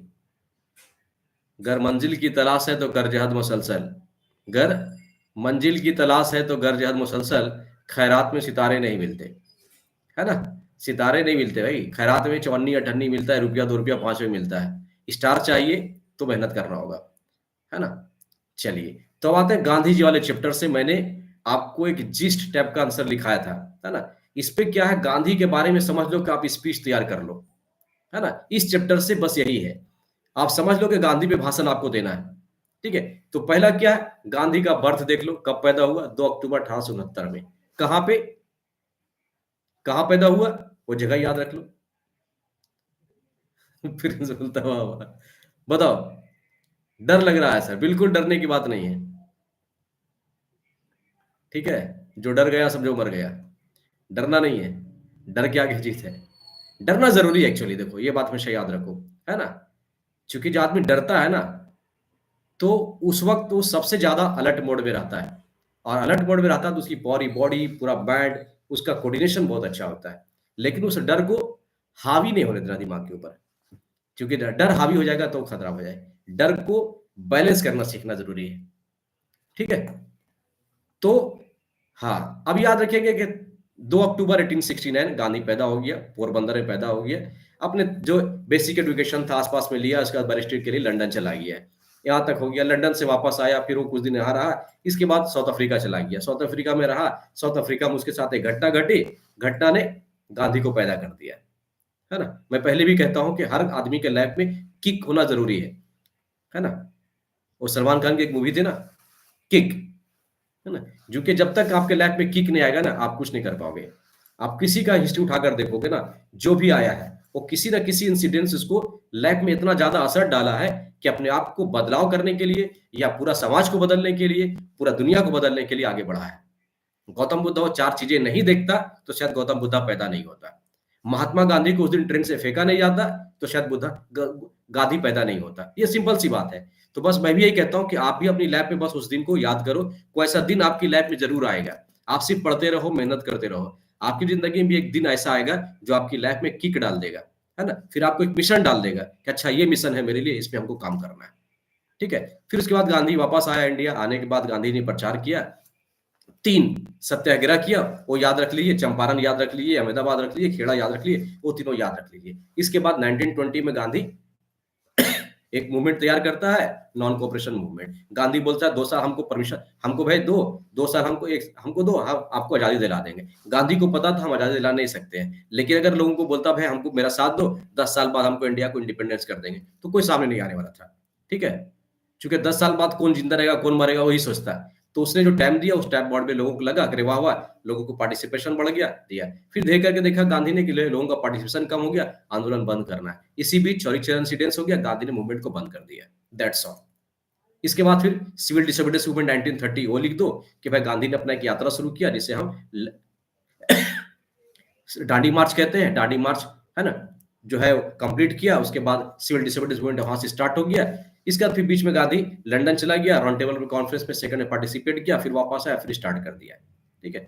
अब यहाँ पे क्वेश्चन जो बनता है, वो बनता है गांधी के लाइफ के बारे में, गांधी के रूमर्स के बारे में कि गांधी इतना पॉपुलर क्यों हुआ, गांधी लीडर क्यों बना। तो ये सारे पॉइंट को लिखेंगे और लिख देंगे, अपना एक एनालिसिस उसमें डालेंगे कि वो सारी चीजें गांधी को लीडर कैसे बनाया। तो आप देखोगे गांधी लीडर क्यों बना, है ना? तो इससे पहले जो भी मूवमेंट हो रहे थे, लीडर था उस वक्त भी, लेकिन उन्होंने क्या किया कि एक जो निधि जो लिखी है ना, एकदम याद के उसको घोट कर पी जाइए, है ना? वो है मास मूवमेंट, वो है मास मूवमेंट। ठीक है? इसको याद रखिए कि गांधी ने यही काम किया। गांधी ने कहा कि अगर भाई आपको इंडिपेंडेंस दिलाना है कंट्री को, है ना, तो लोगों को जोड़ना होगा, है ना? लोगों को जोड़ना सबसे बड़ी बात है। वो हम नेटवर्क मार्केटिंग कहते हैं ना, नेटवर्क मार्केटिंग वही कहता है कि लोगों को जोड़ो, है ना? आप 2 को जोड़ो, वो 2-2 को जोड़े, वो 2-2 को जोड़े, है ना? और एक हम चेन बनाए।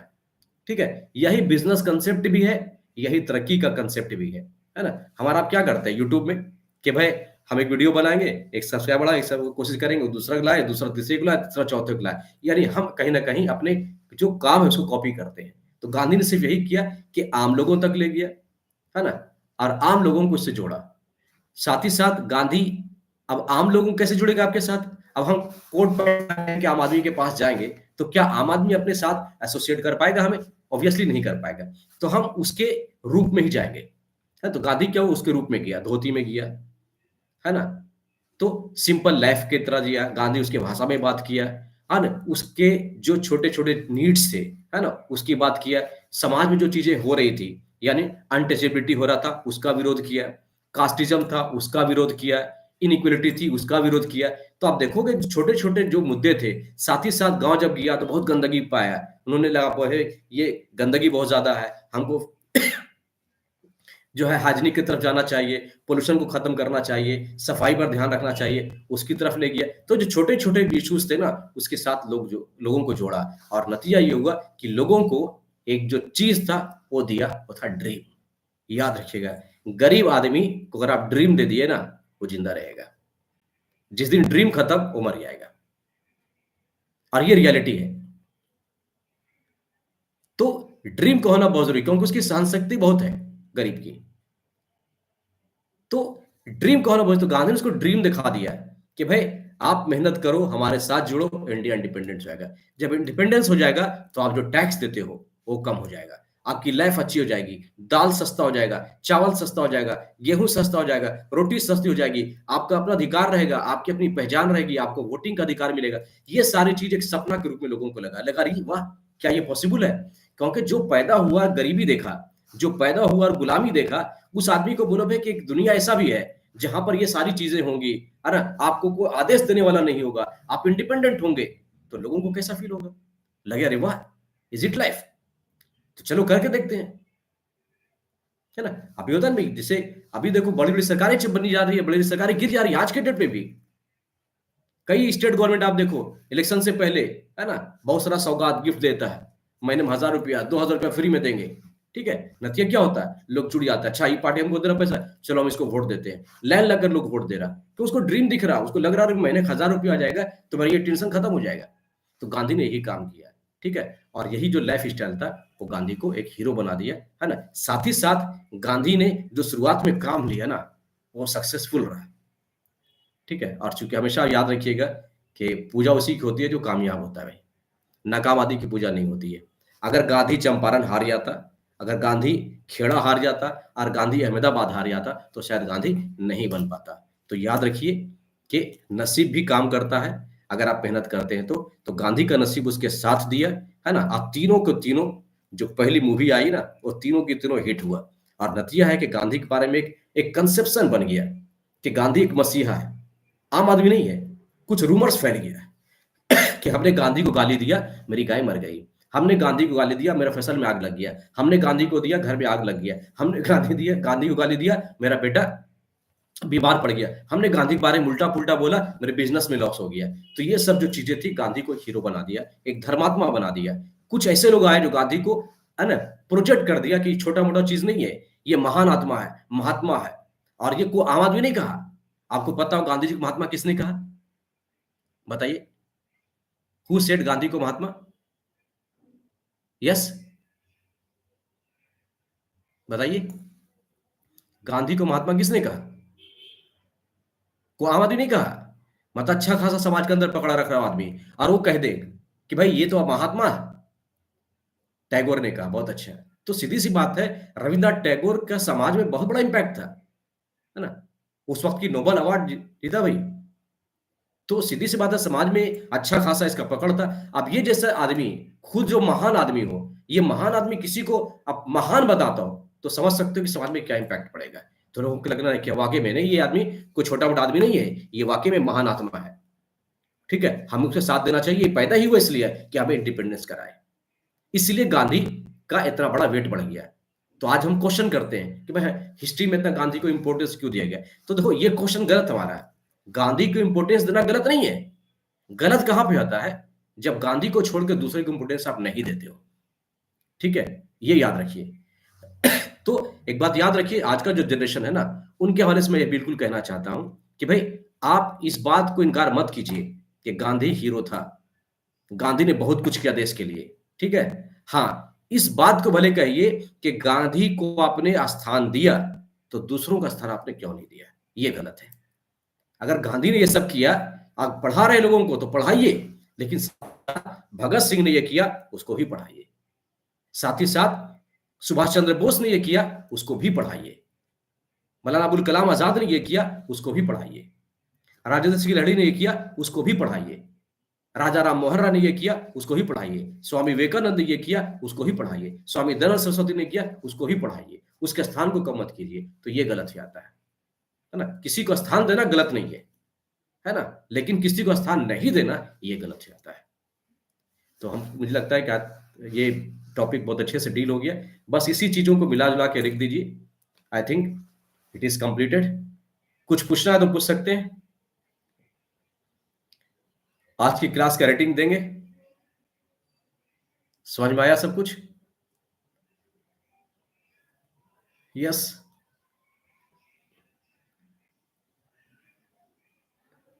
सॉल्ट मार्च समझा दीजिए। सॉल्ट मार्च देखो, इसमें दो तीन चीज याद रखिए। सबसे पहला कि गांधी ने 1920 में एक ऑपरेशन चलाया, नॉन कोऑपरेशन के नाम से, जेल चला गया। जेल से वापस आने के बाद गांधी को लगा कि दोबारा से लोगों को एक्टिवेट किया जाए, है ना। अब थोड़ा सा लोग चूंकि फिर नीचे आ गया है, फिर लोगों को सत्याग्रह समझाया जाए, तो उन्होंने क्या किया कि एक ऐसा टॉपिक उठाया, एक ऐसी चीज उठाई जिससे लगा कि लोगों का पार्टिसिपेशन ज्यादा हो जाए। तो इंडिया में कल्चर है ना, इंडिया में नमक को जो है ना ये दैवी चीज माना जाता है, आम चीज नहीं माना जाता है, ठीक है। एक क्लास मैपर का बिल्कुल ले लूंगा, नो इश्यू, ठीक है। तो नमक उसमें कहता है ना कि आज भी आप देखो बहुत सारे गाने बनते हैं, नून रोटी खाएंगे, है ना। तो नून रोटी नमक के बारे में कहा था कि अगर आपके घर पे कोई मांगने वाला आ जाए ना, ठीक है, भिखारी आ जाए, तो उसको रोटी में नमक डालकर दे दीजिए। यानी नमक को एक दैवीय चीज माना गया था इंडिया में, और उस पर एक टैक्स था। उस पर क्या था, मोनोपोली था कि नमक जो है सिर्फ ब्रिटिशर्स ही बना सकते थे। नतीजा क्या था ये कि महंगा, मतलब सीधी बात टैक्स लग रहा है इसके ऊपर। तो एक गरीब आदमी जो सिर्फ रोटी खा रहा, वो भी अपने रोटी पे नमक डाल रहा, यानी गवर्नमेंट ऑफ इंडिया को, ब्रिटिश गवर्नमेंट को टैक्स पे कर रहा। तो गांधी को लगा कि ये सबसे ज्यादा अनपॉपुलर हो सकता है, तो गांधी ने इसी को इशू बनाया, और उस वक्त के जो है गवर्नर जनरल इंडिया को लेटर लिखा, बोला भाई इस पे से जो टैक्स है हटाइए, मोनोपोली राइट हटाइए, और नहीं तो हम इसके खिलाफ, है ना, एक अभियान चलाने वाले हैं। ब्रिटिश गवर्नमेंट को हवा नहीं पड़ा, बोला भाई क्या होने वाला, कुछ नहीं होने वाला, ध्यान नहीं दिया। उसके बाद गांधी जी ने 12 मार्च 1930 को, है ना, एक यात्रा शुरू किया है ना। वो यात्रा था जिसे कहते हैं दांडी मार्च। दांडी पहुंचा कहां से, साबरमती आश्रम से दांडी के बीच जर्नी किया 24 डेज के साथ। गांधी जी के साथ इसके 28 लोग साथ में थे। वो गांधी वहां पहुंचता, हालांकि इसके बाद लाखों लोग जाते साथ में, हजारों लोग सामने आते, लेकिन जो गांधी जो जर्नी स्टार्ट करता है वो 78 लोगों के साथ स्टार्ट करता है, और फाइनली 6 अप्रैल 1930 को गांधी दांडी पहुंचता है, और वहां के समुद्र से के पानी से नमक बनाता है। साथ ही साथ गांधी लोगों को कहता है कि आप अपने अपने लेवल पे, है ना, हमारा सपोर्ट दिखाइए। सपोर्ट दिखाने के लिए क्या है कि आप कुएं के बगल में बैठ जाइए, वहां पानी को बॉयल कीजिए, घर से बाहर पानी को बॉयल कीजिए, तालाब के पास, नदी के पास, कहीं भी जगह मिले, है ना, सिर्फ ये दिखाना है सिंबॉलिक तौर पे कि वी आर विद गांधी। और ये वाकई नॉन वायलेंस पे था, है ना, और बहुत जबरदस्त था। और चूंकि 1930 का ये जो मूवमेंट है ना, बड़ा सिग्निफिकेंस था, क्योंकि 1930 तक विदेशी मीडिया, फॉरेन मीडिया इंडिया आ चुकी होती है ना। अभी तक इंडिया में ब्रिटिशर्स जो कुछ कर रहे थे ना, वो यूरोप को इसका भनक नहीं लग रहा था। लेकिन 1930 में क्या हुआ कि जिस तरीके से बर्बरता का इस्तेमाल किया गया ब्रिटिशर्स ने, है ना, लोग जा रहे, है ना, सर पे लाठी मार दिया, सर फट गया, खून बह रहा है, लोग जा रहे हैं, यहाँ तक विरोध भी नहीं कर रहा, बचने की कोशिश नहीं कर रहा। तो ये सब लोगों, मतलब यूरोप के लिए बड़ा अजीब सा था कि भाई क्या, कि कोई आदमी ऐसा हो सकता है जिसके कहने पे लोग मार खा जाए, सर फट जाए, खून गिर जाए, लेकिन लोग इसका विरोध नहीं करें। तो इससे क्या हुआ, गांधी का जो एक तरह से जो इमेज था ना वर्ल्ड में, वो जबरदस्त बढ़ जाता है। इसके बाद आप देखें कि किसका इसका सपोर्ट नहीं मिलता है गांधी को। कौन कौन हस्ती नहीं है जो गांधी के बारे में अच्छी बातें नहीं कहता है। इवन अल्बर्ट आइंस्टाइन जैसा आदमी भी गांधी की तारीफ करता है। तो ये था हमारा दांडी मार्च। ठीक है। क्लोनिज्म से क्वेश्चन कंट्री सेट, हाँ मतलब कर लीजिएगा, उसमें तो सिंपल है, आपका तीनों याद रख लीजिए। आपका टैक्स वाला जो है लैंड रेवेन्यू, है ना, परमानेंट सेटलमेंट, उसको ही आपको याद रखना है ज्यादातर। ठीक है। और संथाल पहाड़िया में दो याद रख लीजिए। संथाल आपका जो है वो बेसिकली बेसमेंट में रहता था और एग्रीकल्चर का काम करता था। कंपनी ने उसको प्रमोट किया कि एग्रीकल्चर कीजिए, एग्रीकल्चर शुरू करना किया, जंगल को काटा, एग्रीकल्चर लैंड में कन्वर्ट किया, खेती किया। बाद में क्या हुआ, इसके ऊपर टैक्स थोप दिया, है ना, और फिर इसको एक्सप्लोइट करना शुरू किया। बाद में ये लोग विरोध किया, और फिर संथाल रिवोल्ट हो गया। इसमें कुछ नाम याद रखिए, है ना, संथाल में सिद्धू, मांझी, है ना, भैरव, चांद भैरव, है ना, मतलब एक ही फैमिली के लोग थे। इन लोगों ने रिवोल्ट कर दिया, इसी को हम लोग संथाल विद्रोह कहते हैं। पहाड़िया पहाड़ के ऊपर रहता था, ये बेसिकली एक तरीके से ट्राइब ग्रुप था। ये एग्रीकल्चर नहीं करता था, लूट मार करता था, यार जंगलों पे रह करके अपना जीविका पूरा करता था, लाइवलीहुड करता था। बस ये दो चीजें, बस खत्म हो गया, दैट्स ऑल। ठीक है।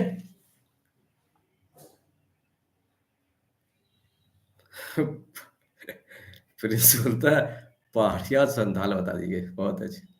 तो प्रिंस, और इतना काफी है क्या? देखो इतना आपको जो मतलब कहीं ना कहीं उसको दोबारा जो है ना आपकी मेमोरी में ला देता है वो। ठीक है। तो बस इतना सिर्फ याद रखिए, काफी है।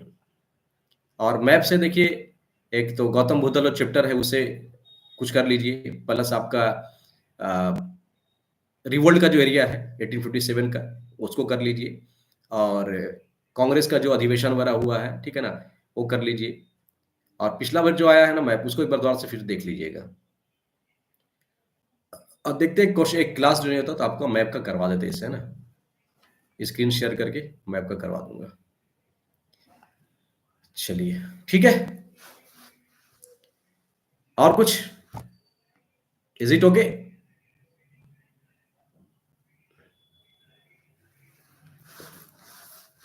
चलिए, okay, bye bye. All the best everyone, all the best कल के लिए। अच्छा होगा सब, पॉजिटिव के साथ जाइए।